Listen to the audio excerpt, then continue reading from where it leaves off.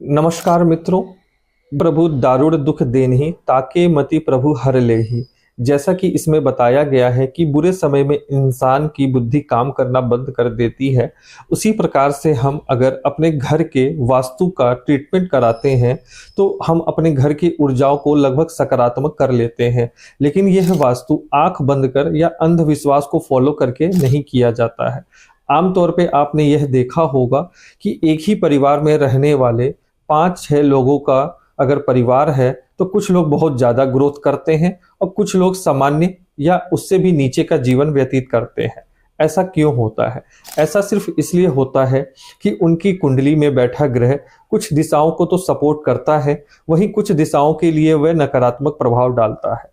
जैसा कि आप ये जानते हैं कि घर में कुछ न कुछ एनर्जी का वास रहता है, और आपने ये पढ़ा भी होगा कि एनर्जी को ना तो बनाया जा सकता है ना उनको डिस्ट्रॉय किया जा सकता है। हम उस एनर्जी को सकारात्मक या नकारात्मक रूप से तो आमतौर पे हम वास्तु के अंदर 4 चीजों का चयन करते हैं। सबसे पहले आपके घर की एंट्रेंस, दूसरे नंबर पे आपके घर का बेडरूम, तीसरे नंबर पे आपके घर का लिविंग रूम, चौथे नंबर पे हम आपके घर का किचन लेते हैं, और पांचवें रूप में आप कहीं ना कहीं घर के टॉयलेट को भी ले सकते हैं। हालांकि इसका बहुत ज्यादा अफवाह उड़ाया जाता है कि इस दिशा में अगर आपका टॉयलेट होगा तो कैंसर हो जाएगा, इस दिशा में अगर आपका टॉयलेट होगा तो शादी में बाधाएं आएंगी, इस दिशा में अगर आपका टॉयलेट होगा तो लक्ष्मी का नाश होगा। वास्तु के नियम को फॉलो करते हुए हम सभी को यही सलाह देते हैं कि आप अपने कुंडली का विवेचन करा के अपने लिए उपयुक्त दिशाओं का चयन करें, और उन्हीं दिशाओं को फॉलो करते हुए आप अपने जीवन में कुछ लक्ष्यों को या अपने द्वारा निर्धारित किए गए गोल को प्राप्त कर सकते। एस्ट्रो वास्तु में हम सबसे इंपॉर्टेंट तीसरे पहलू पे अगर हम बात करें तो वह है हमारा घर का किचन।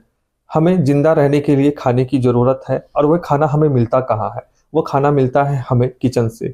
हालांकि पैसों से भी हम खाना खरीद सकते हैं, लेकिन वह बनेगा तो हमारे किचन में ही ना। तो तीसरे नंबर पे हम किचन को रखते हैं। वह हमारे जीवन में ऊर्जा का सबसे महत्वपूर्ण साधन है।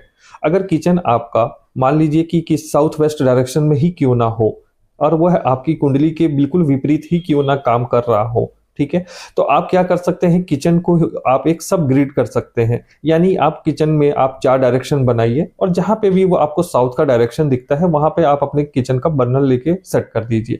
इससे भी आपको वास्तु दोष में काफी आराम मिल सकता है। आमतौर पे ये आप देखेंगे कि कुछ लोग तो नॉर्थ ईस्ट में अपना किचन बनाते हैं, कुछ लोग साउथ ईस्ट में बनाते हैं, कुछ लोग साउथ वेस्ट में बनाते हैं, क्योंकि उनको वास्तु का कुछ जितना ज्ञान नहीं होता है, लेकिन इसके बावजूद भी वह सफल रहते हैं। उनके जीवन में आर्थिक समृद्धि बनी रहती है, परिवार में किसी प्रकार का कोई अड़चन नहीं रहता है। ऐसा क्यों होता है? क्योंकि वह जाने अनजाने में अपने घर के किचन का जो बर्नल होता है वह ऐसी डायरेक्शन में सेट कर देते हैं जो कि उनके नकारात्मक प्रभाव को खत्म कर देता है।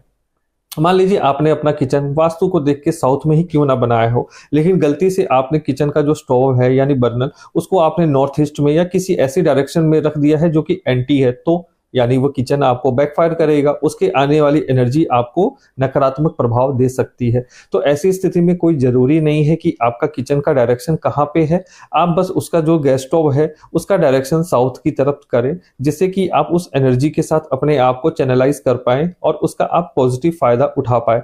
और यह जरूरी नहीं है कि वह किचन सभी को सूट करे, लेकिन कहीं ना कहीं से आपको उसका उपाय जरूर करना चाहिए। अब आइए जानते हैं कुछ वास्तु के ऐसे पहलुओं के बारे में। मान लीजिए आपके घर में कोई ऐसा बच्चा है या कोई ऐसा व्यक्ति है जो जिसके मन में क्लियरिटी नहीं है, उसको यह नहीं समझ में आता है क्या करे क्या ना करे, वह पढ़े क्या पढ़ाई करे, अगर व्यापार कर रहा है तो कौन सा व्यापार करे, उसको अक्सर कहीं ना कहीं से कोई नुकसान हो रहा है, मीन्स कहीं ना कहीं उसके थॉट में क्लियरिटी नहीं है। तो यह क्लियरिटी हमें मिलती कहाँ से है? यह क्लियरिटी मिलती है हमें नॉर्थ ईस्ट डायरेक्शन से, यानी जुपिटर से। मान लीजिए कोई व्यक्ति जो कहता है कि यार हमारे नॉर्थ ईस्ट में तो टॉयलेट बना हुआ है, तो आप ये समझ सकते हैं कि यह टॉयलेट आपके लिए कितना नुकसानदायक हो सकता है, क्योंकि आप जो डायरेक्शन क्लियरिटी का है वहीं पे आप जाके शौच करते हैं। तो ऐसी स्थिति में ये कहा जाता है कि नॉर्थ ईस्ट का टॉयलेट खराब है। लेकिन आपने ये भी सुना होगा कि यार जब भी मैं वॉशरूम में जाता हूँ तो मुझे नए ख्यालात आते हैं, जैसे मैं शावर के नीचे आता हूँ मुझे कुछ नए थॉट्स मिलते हैं, कुछ नए बिजनेस आइडिया मिलते हैं। ऐसा क्यों होता है? वह होता है क्लियरिटी का डायरेक्शन। उसी प्रकार आप अपने अपने रूम में एक सब ग्रिड करें और देखें कि नॉर्थ ईस्ट का डायरेक्शन कहाँ है, या आप अपने घर के नॉर्थ ईस्ट डायरेक्शन में आप 2 से 3 घंटे या मिनिमम 1 घंटे तो आप बैठे।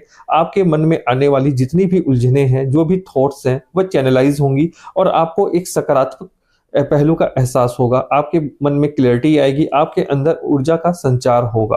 उसी प्रकार से अगर मान लीजिए आपके घर में कोई ऐसा बच्चा है जो थोड़ा पढ़ने में कमजोर है, या उसका मन नहीं लग रहा है, थोड़ा धीरे से बोलता है, जल्दी से बातों को समझ नहीं पाता, तो ये हमें कौन देता है? ये हमें देता है बुध ग्रह। बुध ग्रह का डायरेक्शन कौन सा है? वह है आपका नॉर्थ डायरेक्शन।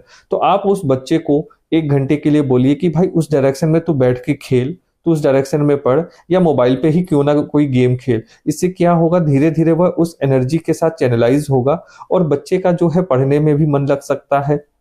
हो सकता है उसके अंदर कुछ ऊर्जा का संचार हो, जो वो थोड़ा मंद बुद्धि कहला रहा था, धीरे धीरे उसके अंदर वाक्पटुता बढ़े, चातुर्य बढ़े, और धीरे धीरे वो कम से कम आप 15 दिन के लिए तो उसको बिठा के देखिए कि उसके अंदर क्या चेंजेस आते हैं, या उसके थॉट्स में या उसके थिंकिंग में क्या चेंजेस आप ऑब्जर्व करते हैं। इस चीज को भी आप जरूर देखें।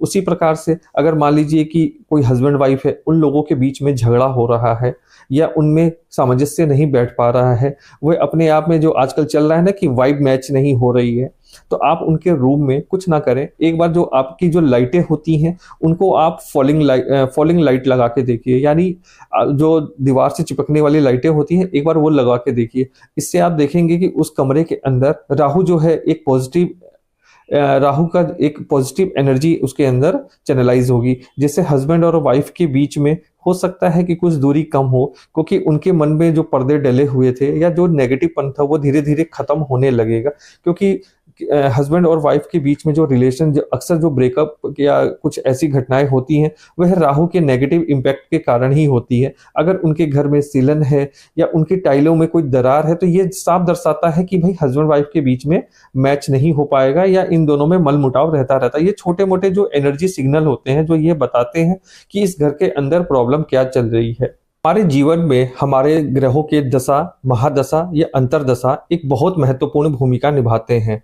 तो आप वास्तु के अनुसार अगर मान लीजिए कि कोई ग्रह की दशा आपके लिए नकारात्मक है या उससे मिलने वाला बेनिफिट आपके लिए नुकसानदायक है, तो आप एस्ट्रो वास्तु की सहायता से उसके नकारात्मक पने को कम कर सकते हैं और उससे आप अच्छा बेनिफिट प्राप्त कर सकते हैं। मान लीजिए किसी ग्रह की दशा में आपको बीमारी का या नुकसान का योग बना हुआ है, तो आप उसका एनालिसिस करा के हमसे ये जानकारी प्राप्त कर सकते हैं कि भाई ठीक है, तेरे को बीमारी हो सकती है या तेरे को इस दशा में कुछ नुकसान हो सकता है। तो हम उसको कुछ ऐसे डायरेक्शन बताते हैं कि चलो ठीक है, तेरी कुंडली में ये प्रॉफिट का जोन है, आप यहाँ पे 1 से 2 घंटे बैठकर अपने क्लाइंट से आप डील करो या उनसे कॉन्ट्रैक्ट प्राप्त करने के लिए मेल वगैरह करो, इससे आपको बेनिफिट मिलेगा। उसी प्रकार से आप इस XYZ दिशा में बैठकर आप योगा करें, मेडिटेशन करें, ध्यान लगाएं। ऐसी स्थिति में आपकी सेहत ठीक रहेगी। तो एस्ट्रो वास्तु जो होता है आपका सिर्फ मदद ही नहीं करता है, बल्कि वह एनर्जी को या आपके जो दशा, महादशा या अंतरदशा चलती है